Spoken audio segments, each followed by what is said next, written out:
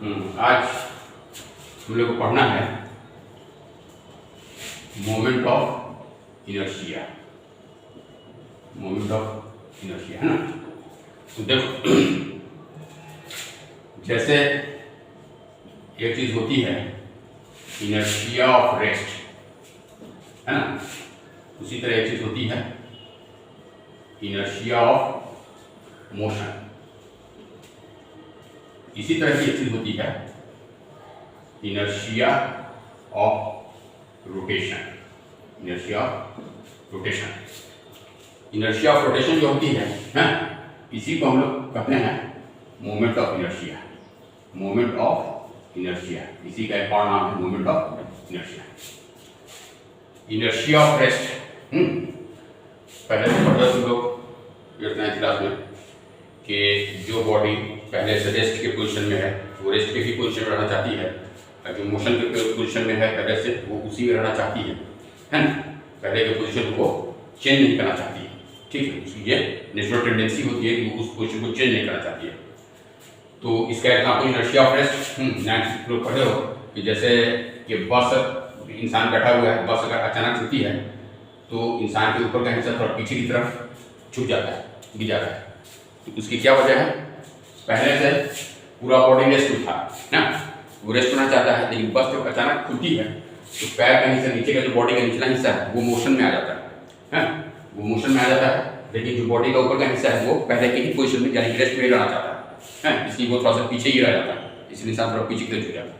ये एग्जाम्पल हो गया इनर्शिया ऑफ रेस्ट का। इससे पहले पूरा पढ़ना है कि 8th 9th में बताया गया।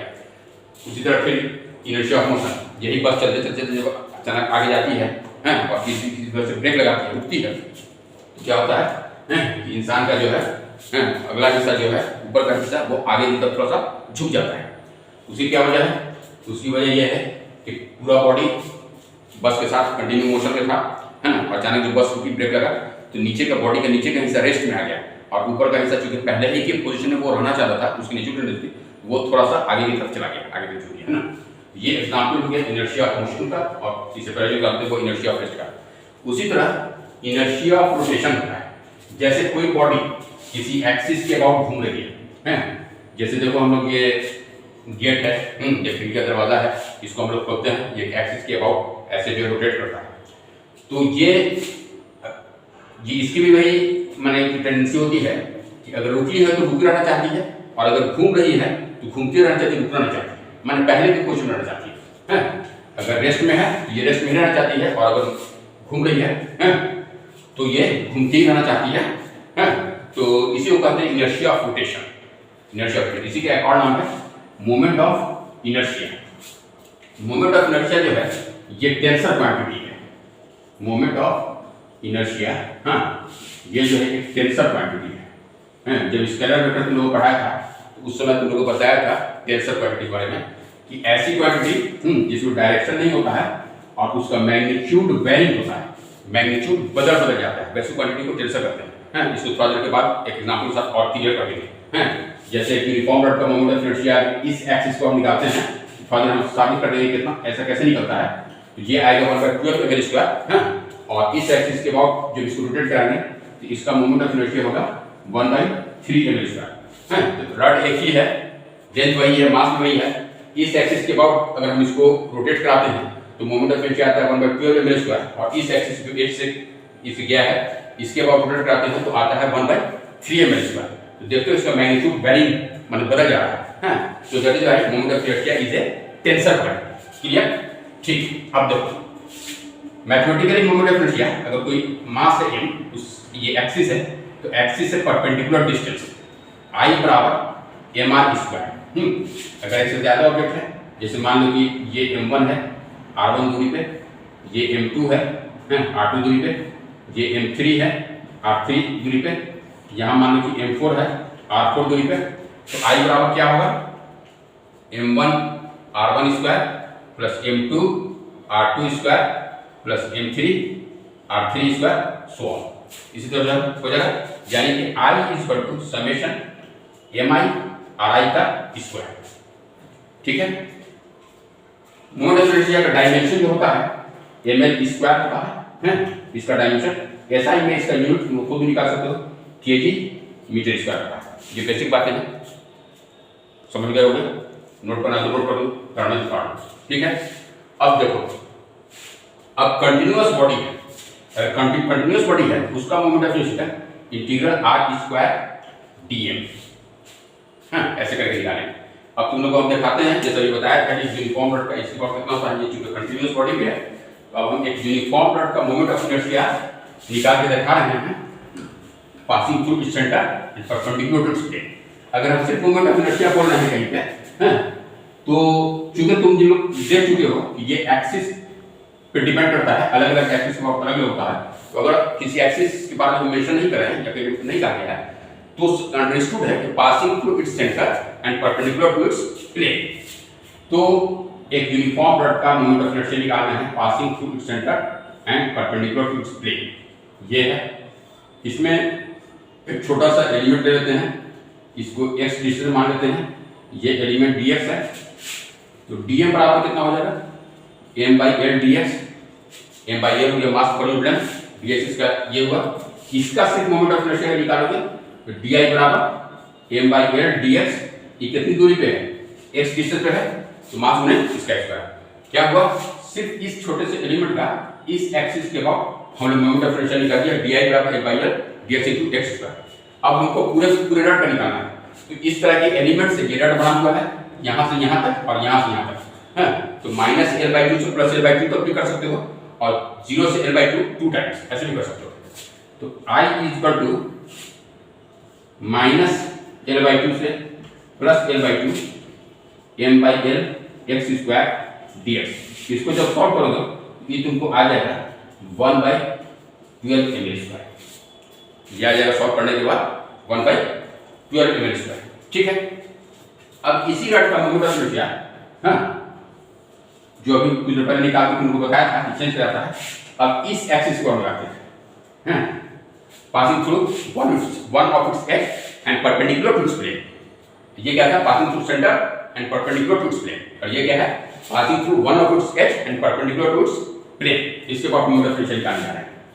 तो देखो उसी तरह से एक एलिमेंट मान लो dx, x डिस्टेंस में मान लो, ठीक है, dm बराबर उसी तरह से m/l dx, di बराबर m/l dx into x square. I बराबर देखो यहाँ से लेके पूरा यहाँ तक, 0 से कहाँ तक करोगे, l तक, ठीक। तो 0 से l तक इसको इंटीग्रेट कर दो, m/l x स्क्वायर dx। इसको सॉल्व कर दो तो ये तुमको आ जाएगा 1/3 ml स्क्वायर। क्लियर हुआ ना, सेम रॉड है, वही मास है, वही लेंथ है, इस एक्सिस के अबाउट तुम रोटेट करा दो तो इसका मोमेंट ऑफ इनर्शिया आ जाएगा 1/12 ml स्क्वायर, हां, और इस एक्सिस में passing through 1/3 and perpendicular to plane, इसको बोलते हैं 1/3 ml स्क्वायर, हां। इसी वजह से इसका मैग्नीट्यूड वेरिंग है, क्योंकि डायरेक्शन पूछा नहीं है, इसलिए इस तरह की क्वांटिटी को टेंसर क्वांटिटी आता है, इसलिए moment of inertia tensor quantity है। क्लियर हो गया, ठीक। अच्छा अब देखो यूनिफॉर्म रॉड का अगर थीटा एंगल बना रहा है ऐसे, हाँ, ऐसे ऐसे कैसे नचाया जा रहा है, इसका मोमेंट ऑफ इनर्शिया एक उसी तरह से एलिमेंट dx लेते हैं, इसको यहाँ से x से मान लेते हैं, पूरे का लेंथ l है, ये तो पहले ही अंडरस्टूड है, पूरे का लेंथ l है, ये यहाँ से यहाँ तक का डिस्टेंस r बराबर x sin थीटा, ये x cos थीटा हो जाएगा और ये x sin थीटा हो जाएगा। तो di बराबर कितना हो जाएगा, m/l dx, है, इंटू r का स्क्वायर, di बराबर m/l dx into x sin theta का स्क्वायर, r तुम्हारा x sin थीटा है, x sin थीटा का स्क्वायर, है। फिर इसको इंटीग्रेट करोगे 0 से l तक, 0 से l तक इंटीग्रेट कर दोगे तो 0 से l तक m/l x square sin square theta into dx। ये सॉल्व करके तुमको आ जाएगा 1/3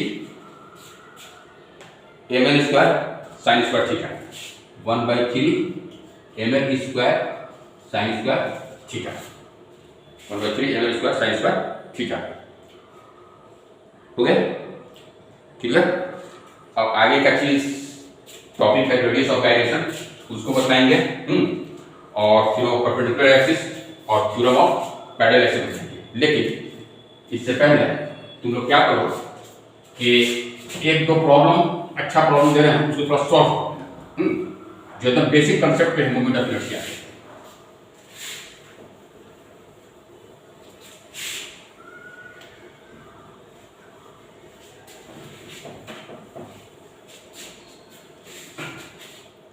प्रॉब्लम ये है कि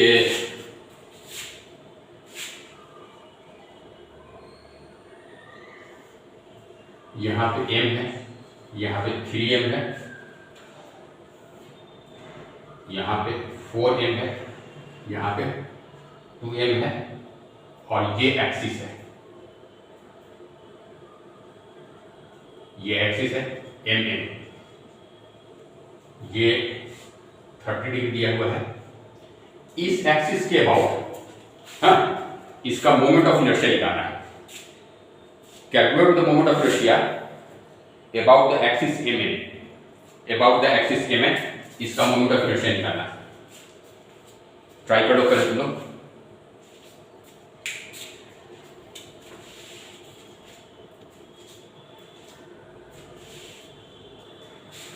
हाँ, ध्यान रखो कि परपेंडिकुलर डिस्टेंस होना चाहिए, मास से एक्सिस का परपेंडिकुलर डिस्टेंस उसका स्क्वायर होना चाहिए। ठीक हो गया, ट्राई कर दिया।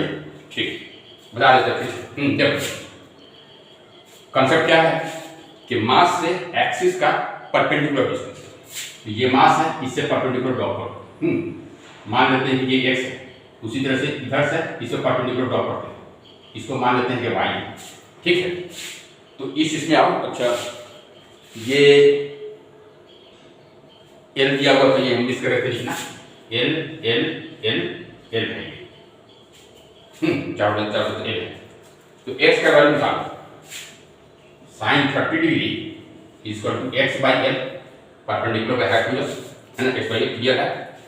तो x equal to l into sin 30 degree, यानी कि l by l into 1/2 l by 2। x निकल गया। उसी तरह से y निकालना है, तो ये 30 डिग्री है तो ये 60 डिग्री हो जाएगा।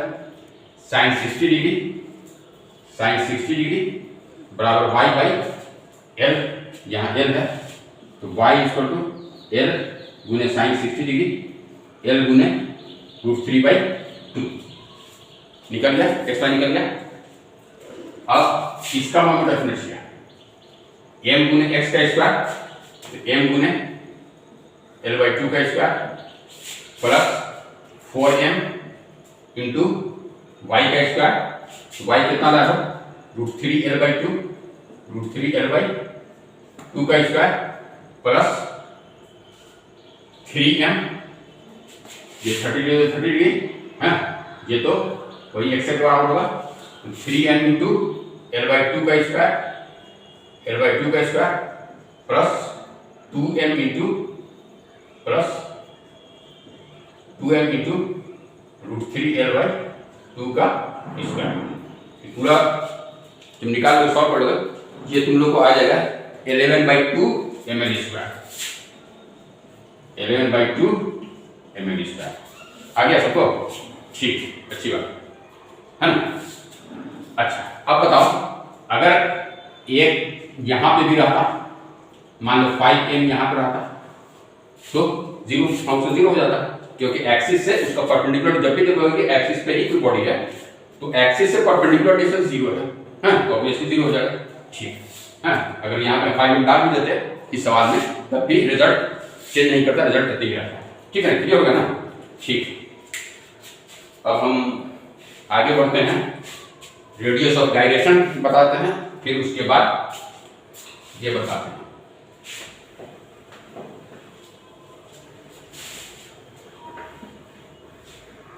इससे एक ना एक क्वेश्चन, कभी कभी दो क्वेश्चन भी आता है, इसलिए कुछ अच्छे से पढ़ लो, ध्यान से जरूर। Radius of gyration, radius of gyration, जैसे अभी तुम लोग कुछ दिन पहले सेंटर ऑफ मास पढ़े थे, तो देखे थे कि एक ऐसा पॉइंट जहाँ पे होल बॉडी और the mass suppose to be concentrated, उसी टाइप का कंसेप्ट है रेडियस ऑफ गाइरेशन का। जैसे सपोज करो अभी इस रड का हम निकाला I = 1/12 ml², है ना। तो ये पूरा रड जो है, जैसे मान लीजिए 2 kg या 5 kg का रड है, ये पूरे रड को किसी एक पॉइंट पर कंसंट्रेट कर लेते हैं, जैसे सेंटर ऑफ मास करते हैं, कर देते हैं। उसके बाद उसको इसी एक्सिस से अलग अलग डिस्टेंस रखते हैं, एक ऐसे डिस्टेंस रखते हैं जिसको हम K से रिप्रेजेंट करते हैं कि जब वहां पे रख देते हैं तो इसका मोमेंट डिफरेंशियल और इस रड का मोमेंट डिफरेंशियल दोनों बराबर हो जाए, यानी कि I = mk², यानी कि k² = I/m, यानी कि k = √I/m। ठीक है, इसी चीज को कहते हैं रेडियस ऑफ गाइरेशन। ठीक है, जैसे एक बॉडी है, किसी या कुछ चीज है, उसका मोमेंट किसी एक्सिस के अबाउट दिया हुआ है, तो वो पूरा बॉडी जो है डिस्क या जो